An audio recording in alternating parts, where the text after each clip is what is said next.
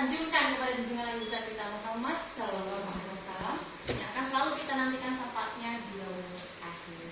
Ketiga kalinya, Bapak Ibu yang saya hormati, dari sini saya ingin menyampaikan hasil dari pelatihan yang saya dan Bu Ita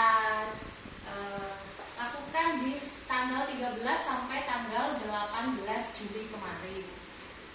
Jadi dari tutor yang ada di sana ternyata kembali ke sekolah harus dibebaskan. Maka dari itu saya minta waktunya kepada Bapak Ibu untuk menyampaikan materi yang sudah saya dapat terlebih dahulu, Bu ya. Mungkin kita hanya selisih waktu saja. Ketika nanti sudah saya sampaikan, bisa jadi Bapak Ibu mungkin lebih full nerimanya, ya. Untuk itu mohon izin.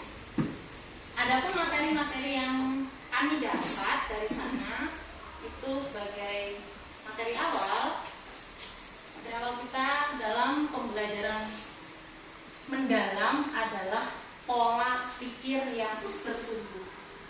Pola pikir bertumbuh itu pola pikir yang grow up itu ya. Pola pikir itu mindset kita. Kalau kita diminta untuk memiliki konsep pola pikir bertumbuh, itu artinya pola pikir kita harus bertumbuh, berkembang. Kemudian di sini kemarin disampaikan bahwa kita sebagai guru harus memiliki pola pikir bertumbuh, terutama pada saat ada perkembangan dalam kurikulum seperti ini ya Bu ya. Kita diminta untuk tidak alergi terhadap perubahan. Jadi kita kalau bisa jangan sampai ngomong ganti menteri ganti kurikulum, ganti menteri ganti kurikulum, sehingga kita diminta untuk tetap mengikuti apa perkembangan yang ada. Materi yang pertama kita adalah pola pikir bertumbuh. Pola pikir adalah segalanya Bu. Pola pikir itu menentukan, mendikte tindakan yang akan dilakukan serta akan menentukan hasil yang diperoleh. Saat kita berpikir positif, maka hasilnya juga akan positif. Sederhananya seperti itu. Kemudian hasil itu kita awali dari pola pikir. Setelah kita berpikir, kemudian kita bertindak. Setelah itu akan ada hasil. Maka pola pikir itu menjadi dasar. Kemudian pola pikir lebih penting dari keterampilan. Pola pikir atau mindset ya. Mindset adalah fondasi dari keterampilan skill set dan alat atau tool set. Kemudian pola pikir merupakan cara melihat dan cara berpikir saat menghadapi masalah. Berperan untuk memperluas cara seseorang dalam melihat dan berpikir. Kemudian ini tangganya seperti ini ya Bu ya. Jadi pola pikir tetap mendominasi. Kemudian ada jenis pola pikir, ada grow mindset versus fixed mindset.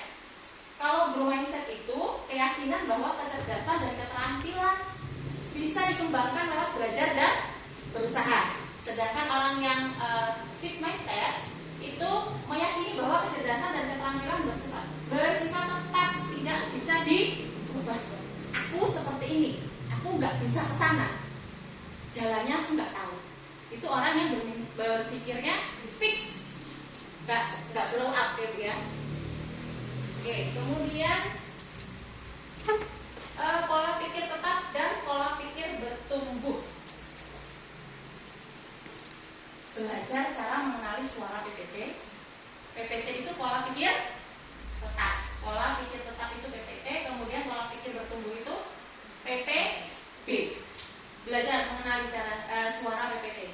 Coba sih Bu, kita perhatikan di sini suaranya apa? Suara yang menimbulkan kekhawatiran dalam menghadapi tantangan dan kesulitan. Jadi ketika kita menghadapi tantangan, kalau kita orang yang PPT atau kita yang berpola pikir tetap, itu saya pasti nggak bisa, ya. Saya tuh kesana tuh nggak bisa. Saya tuh bisanya gini ya gini, gitu. Tapi orang yang berbicara kembali dengan suara PPB, itu suara yang menimbulkan optimisme dalam menghadapi tantangan dan kesulitan. Pas kita mengalami kesulitan, saya pasti bisa. Saya cari ilmunya, saya dapat caranya. Oke, dapat dipahami Bu ya? Oke, kita lanjut. lanjut. Nah, ini suara-suaranya. Kalau orang pikirannya itu tetap, mindsetnya itu nggak mau grow up, ya, itu kalau saya gagal berarti saya tidak mampu. Saya akan menolak saat menerima tugas yang belum pernah saya kerjakan sebab resiko untuk gagal akan besar. Aduh, ketika mau masuk pelatihan, ya Bu ya, mau masuk pelatihan kadang-kadang, saya nanti bisa nggak ya terima materinya? Katanya angel gitu, terus kayak gitu. Nah, itu orang PPT, mungkin termasuk saya juga PPT Bu ya. Kalau nggak belajar, ini mungkin saya lama-lama nggak berubah juga, tetap jadi orang PPT. Kesalahan menunjukkan kelemahan saya sehingga harus menghindari demi menjaga nama baik. Cari aman, ya Bu ya, cari aman aja lah. Daripada saya nanti di depan ternyata saya salah katanya kan. Nama baik saya, jadi kita selalu cari aman. Saya bagus dalam bidang tertentu saja, tidak untuk di bidang lain.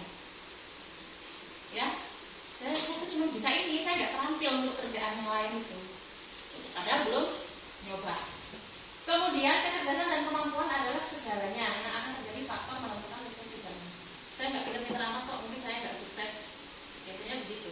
Tapi suaranya orang yang berpola pikir bertumbuh, kalau saya gagal berarti saya harus belajar lalu coba lagi. Kemudian saya akan menerima pekerjaan yang belum saya kerjakan sebab ini adalah peluang untuk belajar dan mengembangkan potensi diri. Seharusnya ketika sebelum berangkat itu, kalau saya punya pikiran seperti itu, semangat saya belajarnya Bu ya. Saya semangat belajarnya. Aku udah lelah, aku penasaran besok enak apa, kan kenyataannya enggak Bu.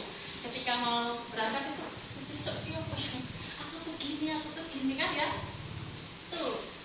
Karena itu tadi perbedaan ini. Setelah belajar ini saya jadi apa ya Bu ya, sedikit berubah mindsetnya, jangan kayak gini terus, nanti nggak maju. Kemudian kesalahan merupakan sebuah proses belajar dan peluang untuk meningkatkan potensi diri. Kalau sudah salah, belajar lagi supaya potensinya naik kan gitu ya. Kemudian saya belajar apapun juga yang saya mau, termasuk hal-hal yang sulit sekalipun. Kalau orang PPT kayak kemarin itu apa saya bisa, gitu kan ya? Males loh ini kalau ini kesana-kesana. Belajar dan berusaha adalah faktor kunci yang akan menentukan sukses tidaknya seseorang. Nah, sebelum kita lanjut materi, kenapa saya sampaikan dulu ini yang pola pikir ini Bu? Supaya juga nanti jangan mandek di sini, gitu loh maksudnya Bu ya? Iya, maksudnya intinya berubah. Karena sebelumnya saya pun banyak ininya loh Bu suaranya. Banyak PPT-nya. Tapi setelah belajar kayak ini juga ya. Tapi juga bisa berulang. Iya. Kemudian setelah kita belajar pola ini, maka selanjutnya diharapkan kita tidak lagi alergi terhadap perubahan. Itu Bu ya. Jadi kita usahakan untuk memperkecil suara pola pikir kita yang tetap ini. Kita kesini. Itu. Nah, apa hubungannya dengan kemajuan sekolah kita? Kalau kita punya mindset yang ini atau pola pikir yang ini, insya Allah, ya, insya Allah kita biar apa? Ada bedanya sama yang lain. Itu kan harapannya. Kemudian untuk pola berpikir, pola pikirnya cukup dulu ya. Kita masuk ke materi yang kedua.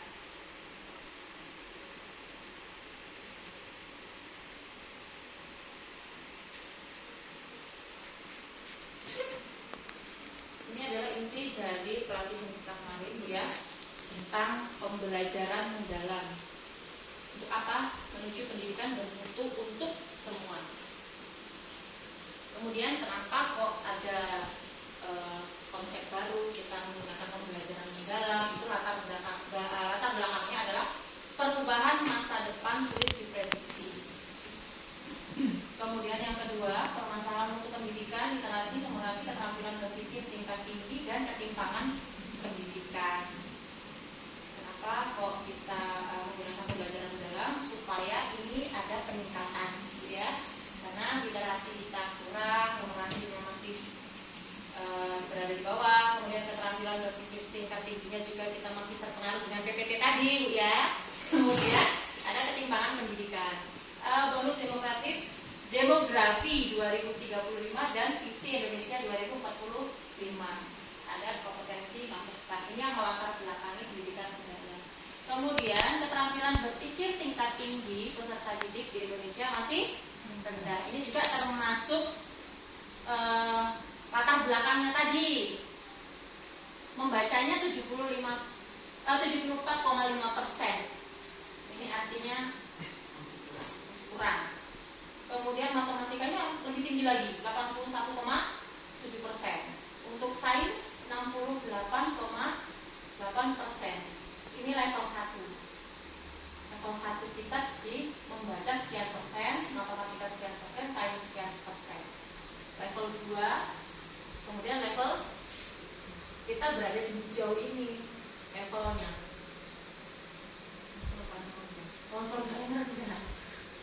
Ya, besar sekali presentasi. Kemudian mengapa perlu pembelajaran mendalam? Melengkapi pendekatan pembelajaran dengan menata karakteristik praktik pedagogi. Itu ada keterlibatan, ada berkesadaran, ada memuliakan, mengembangkan budaya belajar, pemanfaatan teknologi digital, multidisiplin ilmu pengetahuan. Keterlibatan, guru membangun keterlibatan peserta didik sebagai subjek belajar untuk memperoleh pengalaman belajar yang bermakna. Jadi ketika kita kemarin itu ngasih belajarnya kok tidak melibatkan siswa atau siswa masih kurang terlibat, ada keterlibatan siswa tapi kok kelihatannya masih kurang ya, berarti kita harus tingkatkan lagi supaya yang menjadi subjek belajar itu siswa, pusatnya siswa, dan kita terus ya. Ya, bukan guru yang aktif. Karena kan kita sering kok gurunya orang ini omongannya yang kelas ki ngopo, itu kan ya. Padahal siswanya yang aktif. Guru tidak terlalu banyak bicara, tapi siswanya sudah bekerja. Kemudian berkesadaran, guru lebih dapat membangun kesadaran peserta didik untuk menjadi pembelajar yang aktif, termotivasi secara intrinsik untuk belajar, serta aktif mengembangkan strategi belajar untuk mencapai tujuan. Strategi belajar kita apa? Kita kembangkan lagi secara sadar ya. Kemudian memuliakan, guru dan peserta didik lebih saling menghargai dan menghormati potensi, martabat dan nilai-nilai kemanusiaan. Kalau menurut saya memuliakan ini, kalau kita sudah bisa di sini anti bullying, ini kita sudah memuliakan, termasuk memuliakan ya. Kalau kita sesama guru sudah saling menghargai, anak dan anak juga saling menghargai, murid dan gurunya juga sudah saling menghargai, itu artinya kita sudah mencapai di sekolah kita. Kemudian ada pengembang budaya belajar, guru lebih dapat mengembangkan kreativitas dan berinovasi dan melibatkan peserta didik dalam mengembangkan pengalaman belajar, mengembangkan budaya belajar. Anak-anak yang budayanya itu mungkin malas, kita kembangkan lagi, kita tingkatkan lagi. Kemudian misalnya belajarnya itu masih dengan konsep yang begitu-begitu saja, kita kembangkan lagi. Lalu ada pemanfaatan teknologi digital, guru dan peserta didik lebih dapat memanfaatkan teknologi digital untuk memberikan efisiensi dan efektivitas pada perencanaan, pelaksanaan dan penilaian pembelajaran.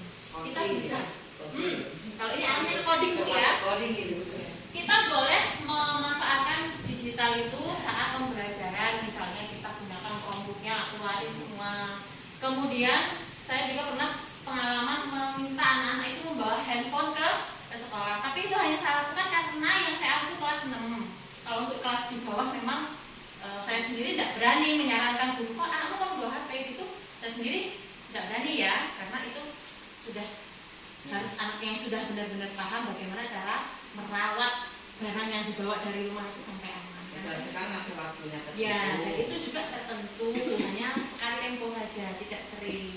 Kalau untuk pemanfaatan digital, misalnya kita ingin memanfaatkan video, memanfaatkan proyektor, memanfaatkan apa yang ada di sekolah ini yang secara termasuk digital ini bisa sekali ya. Kemudian ada multi interdisiplin ilmu pengetahuan. Nah, ini guru dan peserta didik lebih dapat menerapkan multi interdisiplin ilmu pengetahuan dan dalam proses pembelajaran. Kalau di pembelajaran kita itu misalnya kita belajar IPA, kita bisa mengaitkan dengan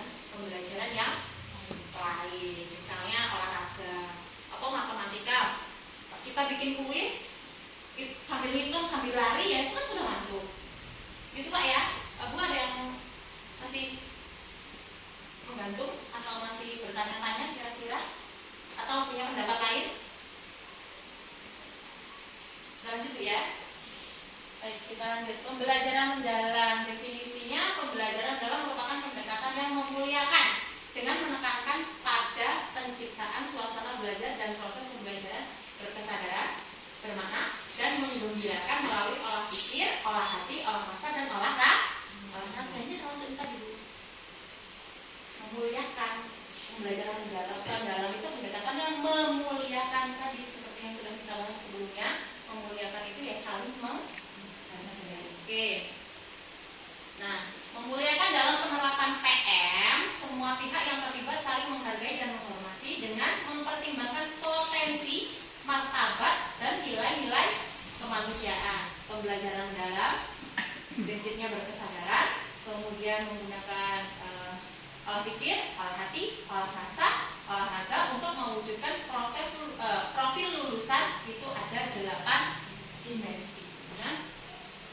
Nah, ini prinsip pembelajarannya ada 3. Ada berkesadaran, bermakna, dan berkesadaran itu pengalaman belajar peserta didik yang diperoleh ketika mereka memiliki kesadaran untuk menjadi pembelajar yang aktif, mampu meregulasi diri.